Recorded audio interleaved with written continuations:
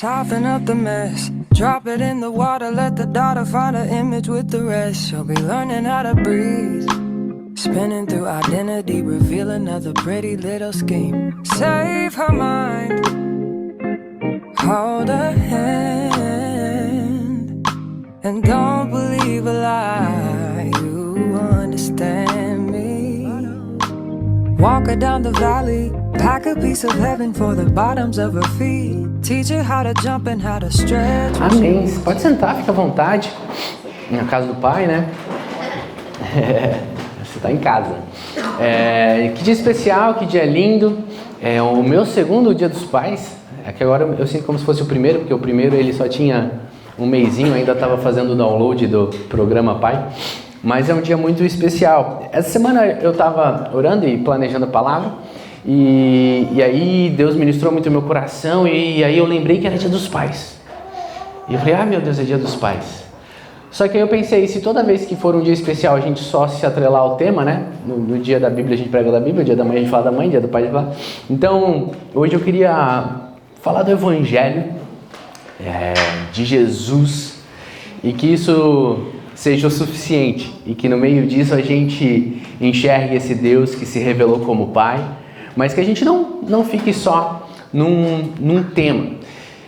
E o que eu queria começar essa noite, tem uma frase que eu amo, que é, nessa noite, essa manhã, né? É que agora escureceu ali, a gente botou luz. Nessa manhã, existe uma frase que eu amo, que é fé que pensa, razão que sente. Algumas pessoas colocam razão que crê, mas eu gosto dessa ideia de uma razão que sente. E de uma fé que pensa, porque nessa semana a gente estava na noite dos estudos e o Barna Group fez uma pesquisa e muitas vezes a gente acaba colocando a fé num lugar distante do pensar. E o John Stott fala que crer também é pensar. Eu amo essa ideia de que o Evangelho nos leva a pensar. Essa palavra nos chama a não ser simplório, a não ser pequenos diante de um Deus que é tão grande. A gente vai atrás dessa mensagem. O tema de hoje, se for para eu escrever, ou se você quiser escrever, seria uma coisa eu sei. E dentro dessa frase, a fé que pensa, pode passar ali. Eu gosto de 3. Você pode caminhar pela Bíblia inteira e a mensagem da Bíblia ela nos traz esse lugar de pensar mesmo. Então, Josué, quando ele está assumindo a liderança do povo, no capítulo 1, o pessoal fala muito de Josué 1:9, que diz ser forte, corajoso. E aqui eu amo Josué 1:8, talvez é um dos versículos da minha vida que eu vou ler rapidamente, mas se você quiser abrir lá, ele diz, Deus falando a Josué, não deixe de falar as palavras deste livro da lei e de meditar nelas de dia e de noite, para que você cumpra fielmente tudo que nela está escrito. Só então seus caminhos prosperarão e você será bem-sucedido.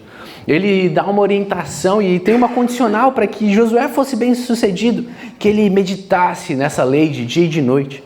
Se você vê Paulo, e eu gosto de Timóteo, porque Timóteo ele é um aprendiz de Paulo. Então ele está ali recebendo instruções muito específicas. E aí no capítulo 2 de 2 Timóteo, Paulo vai falar, procura apresentar-se a Deus aprovado, como obreiro de quem não tem do que se envergonhar, que maneja bem a palavra da verdade. Em 1 Timóteo, no capítulo 4, ele diz, seja diligente nessas coisas, dedique-se inteiramente a elas, para que todos vejam seu progresso, atente bem para a sua própria vida e para o ensino, persevere neles, agindo assim, você salvará tanto a você mesmo quanto aos que o ouvem.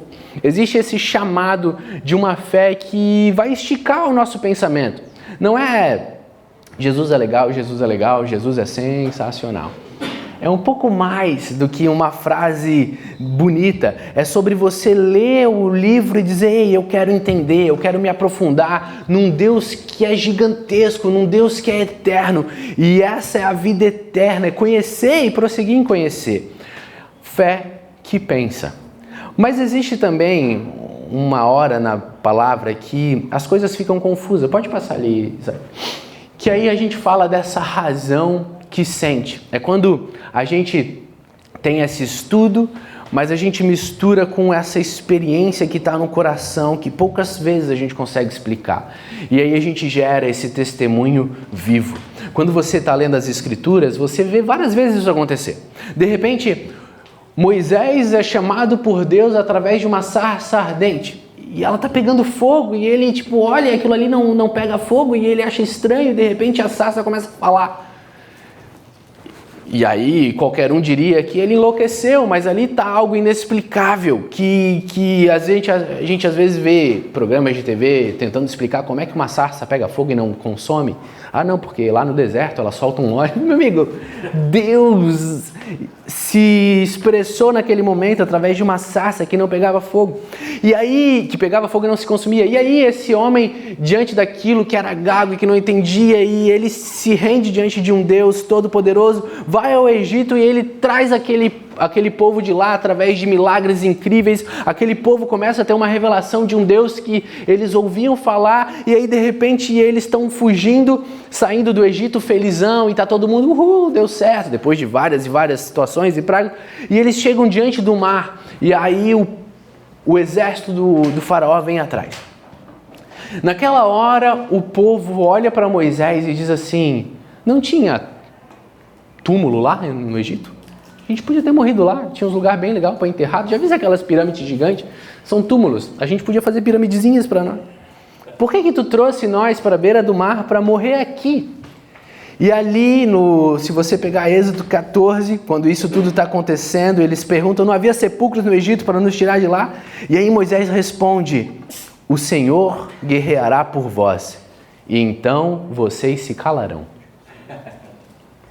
Aí eles estão lá, e aí eles ouvem uma lapada dessa de Moisés, e Moisés nem sabe o que vai acontecer. Aí ele ouve do alto, vai ao mar e fende. E aí o mar se abre. A gente não consegue mensurar ou imaginar isso, né? O Hollywood tentou traduzir de várias maneiras, mas uma coisa a gente sabe: o povo se calou. Porque agora a gente tinha uma revelação inexplicável de um Deus que abre o mar. Se você caminha pela Bíblia, em Jó, a gente falou na noite de estudo, Jó, ele tem um monte de dúvidas, ele está sofrendo coisas que não fazem sentido, os amigos dele estão acusando, e aí ele diz assim: eis que eu me adianto ali, não está, e se eu volto para trás eu não percebo, porém Deus sabe todo o meu caminho. Jó tinha tantas dúvidas. Sabe quais as perguntas Deus respondeu para ele no final? Nenhuma. A única coisa que Deus fez foi se revelar. E para Jó foi o suficiente. Você vai para Gideão, em Juízes, e ele tem que guerrear contra um exército gigantesco. Gideão está relutante, ele que não quer guerrear, e aí ele fala: se é tu mesmo, Deus, que fique molhado a lã, mas tudo fica sequinho. E aí acontece. Daí ele acorda e ele fala: eita, deu ruim. Daí ele olha para Deus: não, mas vamos ter certeza, então faz o seguinte, eu vou deixar mais uma noite, a lã fica sequinho e tudo molhado, porque vai que isso acontecia naturalmente. A lã fica sequinha e tudo fica molhado, e aí Gideão fala: deu muito ruim. E aí ele junta o povo, e aí ele vem, e aí tem 30 mil homens, 30 mil homens que estão dispostos a guerrear contra 100 mil. E eles estão indo lá, marchando, e pensa, 30 mil, a logística daquilo tudo. E aí Deus olha para Gideão e fala: tem muita gente. E aí eu fico imaginando o Gideão falando assim, né? Tinha 100, a gente tem que matar, cada um tem que matar 3, e ainda sobra 10 mil. Então a regra era: pessoal, vocês podem morrer só depois de matar 4. E Deus fala: tem muita gente. E aí uma galera vai embora, e aí ele sobra mais um pouquinho, eles vão beber água, e Deus ainda fala: tem muita gente. E ele reduz isso, aqueles 30 mil, a 300. Eu fico pensando, os 300, tipo assim, é isso aí. Fizeram um filme. Vamos morrer. Se Deus quiser, vai ter um céu para quem morre lutando. Porque os outros 29.700 estavam indo para casa, para a família. E aí 300 mataram 100 mil quebrando vasilha. Fica 100 em cada lado, eles quebram umas vasilhas, os 100 mil acordam, ouve um barulho de lá, aquela galera vem para cá, a galera daqui vem para cá, e eles começam a se matar tudo. E os 300, eu fico imaginando o sol raiando, e aí aquele campo de 100 mil pessoas mortas. E aí tem 300 pessoas para pegar os despojos. Eles iam ter que dividir com 30 mil. Ficou só para 300. Existe um Deus que ele quase que propositalmente confunde a nossa mente. A gente está diante dele e não há respostas. A gente está diante deles procurando uma lógica sempre perfeita, mas existe uma parte da nossa fé que se encontrará com um Deus que é maior. O profeta Isaías, ele diz que Deus falando através do profeta, os meus pensamentos não são os pensamentos, nem os vossos caminhos, os meus caminhos, porque os meus pensamentos são mais altos. Imagina esse pensamento tão profundo, esse Deus tão grande. Quando a gente olha para a ciência, a gente estuda tanta coisa e a gente descobriu que o universo está se expandindo. E ele se expande, aí a gente consegue olhar lá longe, uma galáxia, e a gente depois espera um pouquinho, ela está um pouco mais longe, então a gente percebe que está tudo ficando mais longe da gente. E aí, de repente, a gente vai na escola e uma criança pergunta, e o que tem fora? Esse universo está se expandindo, né? E o que está dali? Depois Aí é essa hora que o professor, tipo assim, para que perguntar essas coisas? Pergunta pro teu pai, dá os teus pulos. E aí a gente olha o salmista falando que Deus mede o universo na palma da mão. O que tem fora? É perto do dedo de Deus. Que ele está lá, 1 trilhão de estrelas. Porque esse Deus, ele pega a nossa razão e ele diz, olha, os pensamentos de vocês ainda são muito pequenininhos. Eu queria fazer a mensagem de hoje, pode passar, baseado em João 9. Porque existe uma mística que a gente vai lutar e a gente vai tentar entender, mas existe uma parte desse evangelho que se revela a nós de um jeito inexplicável. Em João capítulo 9, a gente tem um capítulo inteiro onde esse Deus revela algo que transforma a vida não só de um homem, mas de muitos que estão ao seu redor. Ao passar, Jesus viu um cego de nascença. Seus discípulos lhe perguntaram, mestre, quem pecou? Este homem ou seus pais, para que ele nascesse cego?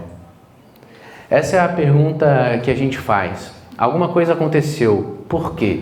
Quem pecou para que ele nascesse cego? A gente falou na noite de estudo sobre o dilema de Epicuro. Qual é o problema do mal? Muitas pessoas não veem o evangelho porque existe um mal. E se esse Deus é bom, por que esse mal existe? E de uma certa maneira, existe uma parte desse mal que a gente responde pela causa. O mal em si não é algo, né? Olha lá o mal andando. Não, o mal sempre está grudado a algo. E muitas vezes esse mal está grudado na gente. Então, se a gente orar hoje com bastante fé, todo mundo junto, Deus, tira o mal do mundo. Ele tira você do mundo. Porque, de uma certa maneira, você já causou muito mal. Você é um ser que está se construindo, pecando e errando, e você causa. Então, se Deus tiver que tirar todo o mal, Ele vai tirar você dessa terra. E a natureza vai viver feliz. Os rios vão estar limpos em 2 anos. É só tirar a gente daqui. Mas por alguma razão, esse Deus te ama tanto, que em vez de te matar, Ele quis te redimir. Amém. E Ele vai fazer isso através do seu Filho, Jesus. Aqui Jesus diz, nem Ele, nem seus pais pecaram para isso acontecer. Mas isso aconteceu para que a obra de Deus se manifestasse na vida dele. Um homem que não pecou para que aquilo acontecesse, nem os seus pais, mas o nome de Deus ia ser glorificado através da vida dele. Pode passar. Jesus fala, enquanto é dia, precisamos realizar a obra daquele que me enviou. A noite se aproxima, ninguém pode trabalhar. Enquanto eu estou no mundo, eu sou a luz do mundo. No meio daquela questão teológica, Jesus diz, ei, enquanto é dia, a gente precisa realizar a obra. Deus tem um chamado para nós, Deus tem um chamado para cada um e ele é diferente, mas existe um clamor dos céus que é, você precisa trabalhar enquanto é tempo. Você não sabe quanto tempo você tem. Talvez você calcule que tenha muito, mas de vez em quando, não sei se isso já aconteceu com você, vem uma dorzinha no coração. Não aconteceu isso, não sei se eu estou ficando velho. Que eu fui fazer uma coisa, daí veio uma dor assim. Naquela hora, a primeira coisa que me vem a sensação é: Deus pode acabar com isso tão rápido? Eu tinha que fazer um check-up, provavelmente, eu tenho que fazer mais coisa, provavelmente, mas às vezes tu dá um mau jeito, que é quase uma lembrança do céu dizendo, é muito simples para que tudo acabe agora. Às vezes é um escorregão e um pé quebrado. Às vezes uma travada de coluna. Vou lá fazer... A gente é como vapor que passa. E aí Deus está falando, olha, você tem que realizar essa obra enquanto é dia. Não perde tempo.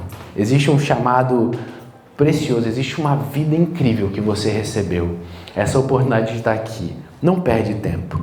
E aí ele fala isso, enquanto eu estou no mundo, eu sou a luz do mundo. Tendo dito isso, ele gospe no chão, mistura com a terra uma saliva e aplica aos olhos do homem. Então diz, vai lavar no tanque de Siloé, que significa enviado. O homem foi, lavou-se e voltou vendo. Não é maravilhoso? Porque esse cego de nascença, ele recebe ali um lodo que Jesus faz com a própria saliva e ele vai se lavar no tanque e quando ele é curado, ele nunca viu Jesus.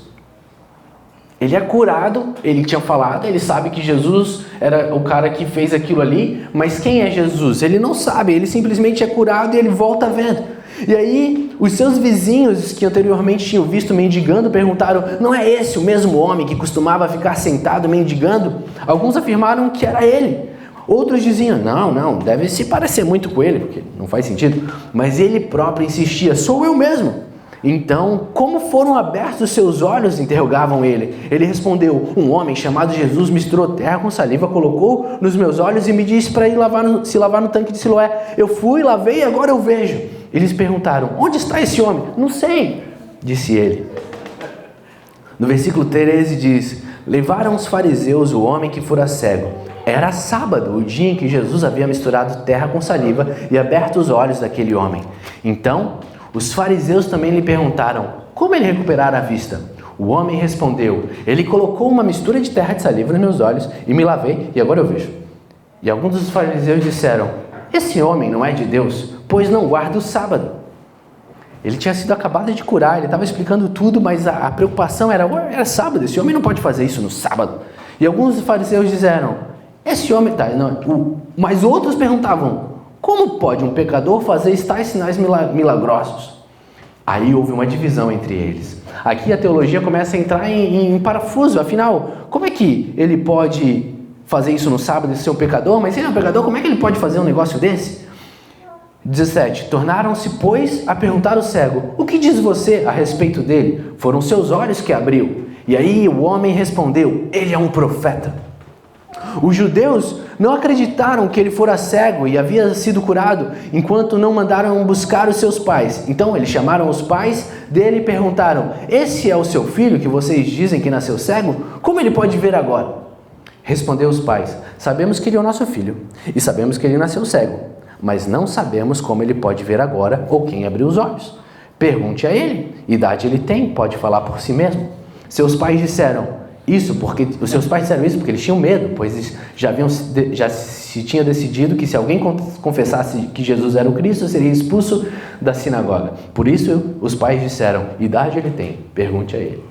Aqui os fariseus estão tentando entender aquela situação. Alguns homens falam, mas esse cego era de nascença, todo mundo conhecia ele, e agora ele está enxergando, tem certeza que ele era cego? Chama os pais vão com medo e dizem, olha, eu não sei, ele realmente era cego, ele está vendo, mas é uma pessoa adulta, pergunta para ele deve saber. Existe todo um temor, mas aquela situação está ficando meio constrangedora, e aí, no 24, pela segunda vez, depois de falar com os pais, chamaram o homem que era cego e disseram, para a glória de Deus, diga a verdade, pois sabemos que este homem é pecador.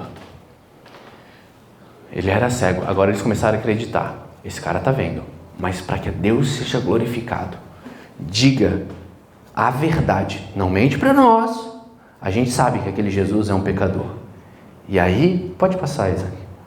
Aí ele respondeu: eu já lhes disse a vocês.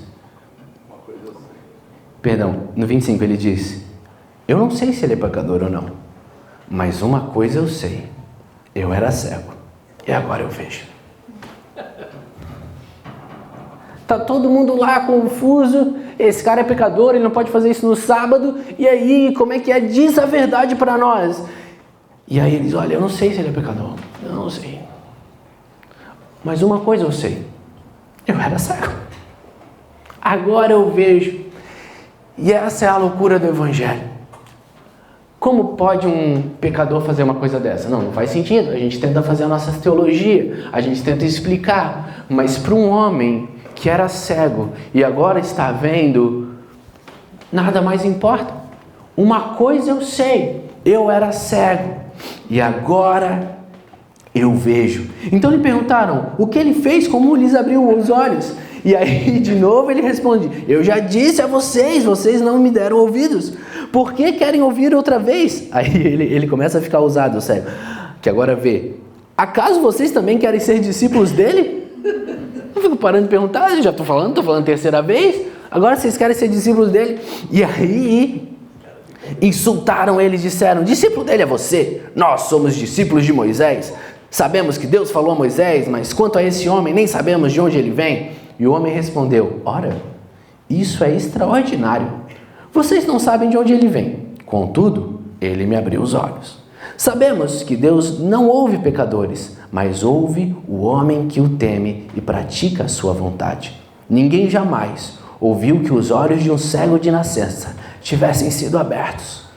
Se esse homem não fosse de Deus, não poderia fazer coisa alguma.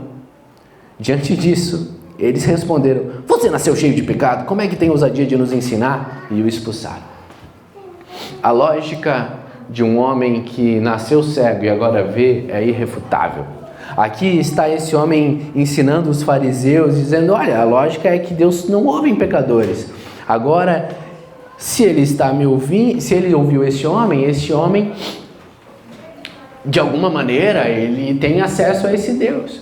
Os fariseus estão fazendo exegese, estão tentando entender, estão preocupados com o sábado, mas o homem curado, ele não possui respostas dogmáticas, ele simplesmente possui um fato que é inegável: ele era cego e agora ele vê. Indo para o final do capítulo, Jesus ouviu que haviam expulsado e ao encontrá-lo disse: você crê no Filho do Homem? Perguntou o homem: quem é ele, Senhor, para que nele eu creia? Disse Jesus: você já o tem visto, é aquele que está falando com você. Então o homem disse: Senhor, eu creio, e o adorou. Disse Jesus: eu vim a este mundo para julgamento, a fim de que os cegos vejam e os que veem se tornem cegos. Alguns fariseus que estavam com ele ouviram no dizer disso e perguntaram: acaso nós também somos cegos? Disse Jesus: se vocês fossem cegos, não seriam culpados de pecado, mas agora que dizem que podem ver, a culpa de vocês permanece. Depois eu aconselho você a ler o capítulo 10 também, onde Jesus fala da parábola que termina isso aqui. Você crê no Filho do Homem? Um cego de nascença que é curado e ainda não viu Jesus. Agora Jesus, sabendo que ele tinha sido expulso, encontra esse cego e diz: você crê? Quem é ele, Senhor, para que eu creia? É esse que está falando com você. Que você possa ter esse encontro com um Jesus que transforma todas as coisas. Quando você olha para as escrituras de Jesus curando essas pessoas, existem alguns padrões.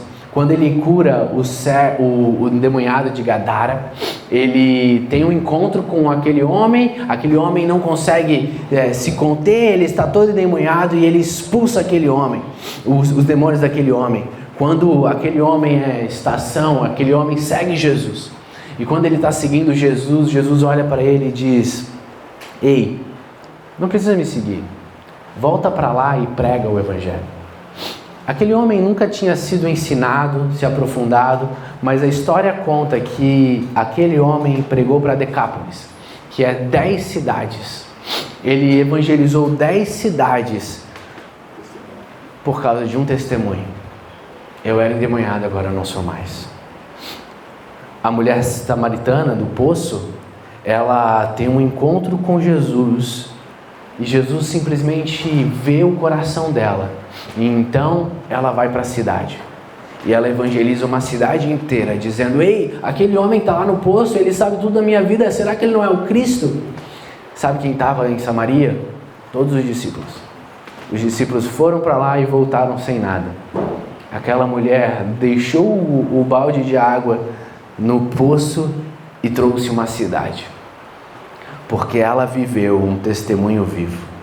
Que os nossos olhos possam estar diante desse Deus que muda todas as coisas. Sabe, a gente está aqui para ensinar, para pregar o Evangelho, mas a Gabi comentou algo essa semana, ontem comigo, que eu achei maravilhoso, que é: a gente é pai, a gente ensina um bebê que dorme maravilhosamente. E é muito engraçado, porque claro, ele tem 1 aninho, ele aprende muito pouco, né? E aí ele já começou a dar tchau, começou a dar beijo. Ainda a comida, ele começou a aprender intuitivamente que se ele der comida pro cachorro, o cachorro come. E é engraçado como o brócolis vai pro cachorro. E a carne ele come. É gênio ele. Mas você tenta ensinar o seu filho de todas as maneiras. E eu imagino que todo pai se esforce o máximo para isso. Mas a Gabi falou algo ontem que é: como você ensina a amar? A gente pode vir na noite de estudo, a gente pode falar sobre a Bíblia, sobre todos os detalhes, mas como você ensina alguém a amar? Como você ensina alguém a se apaixonar por algo? Como você ensina... Não é lógico, é simplesmente a gente compartilhando um testemunho vivo. Compartilhando o que Deus fez comigo. Aquele homem que era cego agora vê. Os fariseus podiam falar tudo, podiam ler a Torá inteira na frente dele. Ele vai falar: olha, eu era cego, agora eu vejo. Todas as outras coisas que a gente vai adicionar serão nada perto de um testemunho vivo, de um Deus que tocou o nosso coração e transformou. A gente vai ensinar as pessoas a amarem, amando elas. A gente vai ensinar por osmose, né? A gente vai trazer para perto e a gente vai mostrar para elas como a gente vive. A gente vai testemunhar o que Deus fez em nós, até que um dia os olhos delas sejam abertos. A gente precisa, diante de Deus, se render a essa verdade que é muito maior do que a gente pode compreender. A gente vai gastar a vida estudando, a gente vai gastar a vida pensando, a gente vai dizer: eu vou saber tudo de cabo a rabo e de tudo que tiver ao meu alcance eu vou fazer. Mas o testemunho vivo, ele acontece aqui dentro, através de um Espírito que vivifica essa palavra. Eu lembro do Jô Soares, dizendo numa entrevista: eu amava ver o Jô. Eu era criança, ia dormir tarde, e eu me achava intelectual assistindo o Jô. Eu assisto o Jô Soares. Tu assiste desenho? E uma vez o Jô, eu era pequeno, e o Jô falou que leu a Bíblia toda. E eu falei: não pode. Como é que o Jô leu a Bíblia toda? E ele ainda é só o Jô? Ele já devia estar aí pregando, pô. Ele leu a Bíblia toda. Porque se você for ao livro tentando entender na sua razão, é só o livro. Mas se você entender que o Espírito vivifica, aí tudo é transformado. Talvez o Jô, não sei qual o encontro que o Jô teve com Jesus, mas se o Espírito não vivificar o nosso coração, não é o suficiente ser o Jô. Não é o suficiente a gente ser intelectual. A gente precisa se render. E existe uma parte desse evangelho que é loucura para os homens. Jesus foi crucificado, morreu no seu lugar. Não faz sentido nenhum. Deus, Criador dos céus e da terra, se encarnou e viveu o que você viveu. Talvez ele torceu o pé. Talvez ele ia cair na poça e saiu andando em cima da poça. Mais fácil. Mas ele sofreu. Talvez ele sentiu uma pontada no coração e falou: Deus, Pai, minha hora ainda não é chegada. Talvez ele teve problemas que eu e você tivemos. A Bíblia fala que tudo passou. Não faz sentido Deus fazer isso. Mas a maior revelação que a gente tem é que Ele é Pai. A maior revelação que a gente tem é que Ele nos amou. Deus não veio para revelar o seu poder, senão ele fazia raio cair na cruz e matar todo mundo. Não, Deus veio se revelar como um Deus que te ama.